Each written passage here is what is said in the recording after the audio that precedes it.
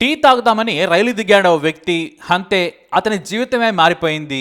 హాయిగా భార్యా పిల్లలతో బ్రతకాల్సిన ఆ వ్యక్తి తన యవ్వనం, గొప్ప జీవితం, బంధాలను వదిలేయాల్సిన పరిస్థితి వచ్చింది. అంతేకాదు, చివరకు మానసిక స్థితిని కూడా కోల్పోయాడు. మరి అసలు ఏం జరిగింది?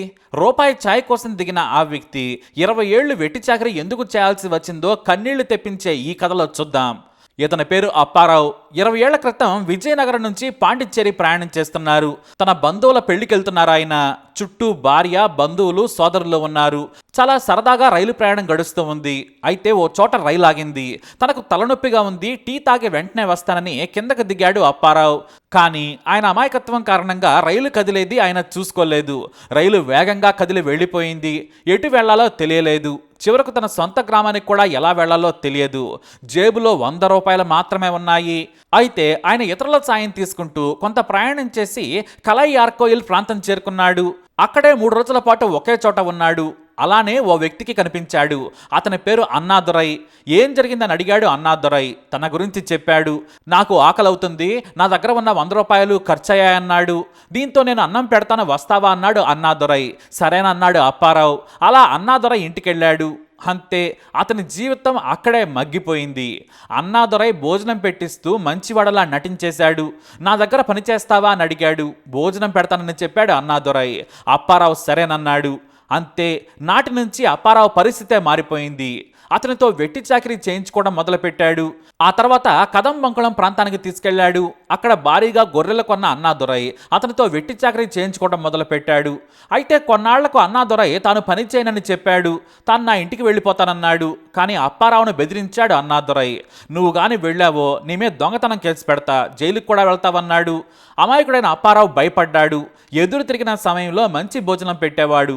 ఆ తర్వాత తెలివిగా అడవిలోనే ఓ చిన్న గుడిసె వేసి అక్కడే గొర్రెలను కాచేలా ఏర్పాటు చేశాడు. తమిళం రాకపోవడంతో ఎవరితోనూ సరిగ్గా మాట్లాడేవాడు కాదు అప్పారావు. అలా జీతం కూడా ఇవ్వకుండా 20 ఏళ్ల పాటు వెట్టి చాకరీ చేయించుకున్నాడు. అయితే ఆ గ్రామంలోనికి వారికి మాత్రం నాకు తెలిసిన వ్యక్తే భోజనం పెడుతున్నాను, బట్టలకు వాటికి నేనే ఖర్చులు చూసుకుంటున్నాను అని చెప్పాడు అన్నాదురై.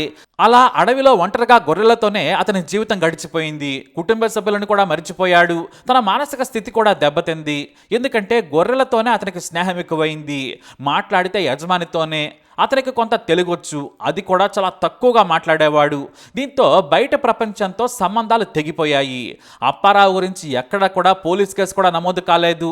ఇక బయట వారికి పరిచయం కాకుండా యజమాని అన్నాదురై జాగ్రత్త పడ్డాడు.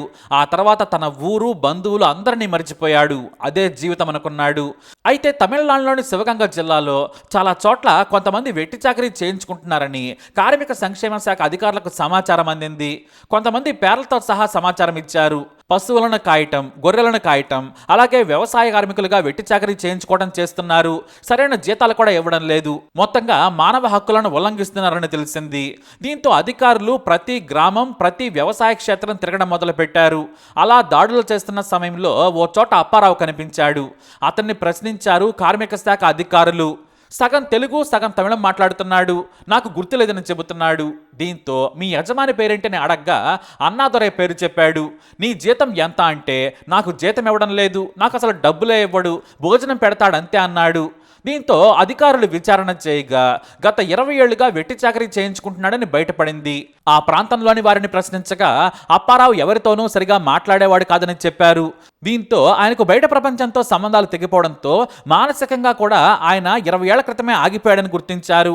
వెంటనే అన్నాదురైని ప్రశ్నించిన అధికారులు కేసు పెట్టి జైలుకు పంపారు. కానీ వెంటనే బెయిల్ దొరికింది. 20 ఏళ్లుగా అన్నాదురై 1 రూపాయి కూడా ఇవ్వలేదు. అప్పారావు పరిస్థితిని చూసిన కార్మిక శాఖ అసిస్టెంట్ కమిషనర్ ఆదిముత్తు చెలించిపోయారు. వెంటనే ఆయన్ను విడిపించాలని ఆదేశాలు జారీ చేశారు. సంతూరుకి వెళ్లాలని అనిపించలేదా అని అప్పారావును ప్రశ్నించారు అధికారులు. నేను వెళ్తానంటే భయపెట్టాడు, ఆ తర్వాత డబ్బులు ఇవ్వలేదు, అందుకే అలానే బ్రతకడం అలవాటైపోయిందన్నాడు. మళ్ళీ మీ వాళ్ళ దగ్గరకు వెళతారా, లేదంటే అన్నాదురై దగ్గర పని చేస్తారా అని అడిగారు అధికారులు. లేదు, నేను పని చేయను, నా కుటుంబం దగ్గరకు వెళ్తానని చెప్పాడు. అయితే మీ ఊరు, మీ బంధువుల పేర్లు చెప్పమంటే తడబడిపోయాడు. మాట్లాడలేకపోతున్నాడు. తెలుగు, తమిళం కలిపి మాట్లాడుతున్నాడు. ఎంతోసేపటి తర్వాత నాకు భార్య, కొడుకు, కూతురు ఉన్నారు, నేను వ్యవసాయం చేశానని చెప్పాడు. మెల్లిగా అప్పారావుకు పరిస్థితి అర్థమవుతోంది. 4 రోజులు పోతే అన్నీ చెబుతాడు.